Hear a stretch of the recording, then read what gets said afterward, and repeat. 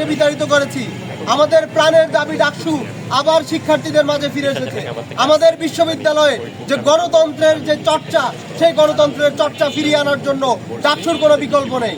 কিন্তু আমরা বিশ্ববিদ্যালয় প্রশাসনের কাছ থেকে তারা যখন সংস্কারের জন্য একটা লম্বা সময় থেকে সংস্কার কার্যক্রম যখন তারা কাজ করার জন্য প্রস্তাবনা নিচ্ছে, এরপরেও আমরা দেখতে পাচ্ছি যে সেই সংস্কারের কোনো রূপ রেখা তারা এখন পর্যন্ত বিশ্ববিদ্যালয়ের শিক্ষার্থীদের কাছে প্রকাশ করতে পারেনি।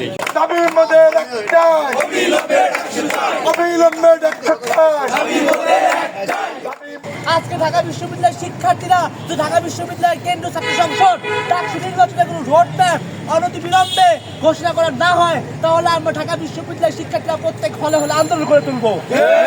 আমরা স্পষ্ট ভাষায় বলতে চাই, হয় ডাকসু নির্বাচন দিন, নতুবা এই ভিসিকে পাল্টাতে বা এটার বিরুদ্ধে কোনো আন্দোলন করে তুলতে আমাদের ঢাকা বিশ্ববিদ্যালয়ের শিক্ষার্থীদের কোনো সময় লাগবে না।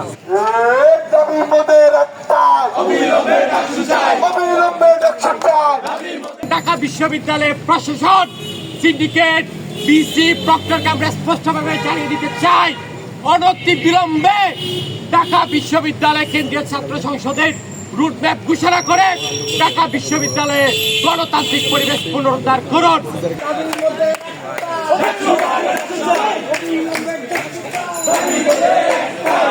ঢাকা বিশ্ববিদ্যালয়ের পূর্বের সকল প্রশাসন ছিল পরাধীনতার শিকলে আবদ্ধ, কিন্তু আমরা মনে করি বর্তমান যে প্রশাসন আছে বিগত দিনগুলোর চাইতে, যে কোনো সময়ের চাইতে তারা অনেক বেশি স্বাধীনভাবে কাজ করার সুযোগ পাচ্ছে। আমরা বিভিন্ন হলে, বিভিন্ন ডিপার্টমেন্টে আমরা দেখেছি যে ছাত্ররা সেই ডিপার্টমেন্ট এবং হলে যে সমস্যাগুলো আছে 24-এর গণ অভ্যুত্থান পরবর্তী সময়ে তারা স্ব-উদ্যোগী হয়ে এই সমস্যাগুলো সমাধানের জন্য উদ্যোগী হচ্ছে।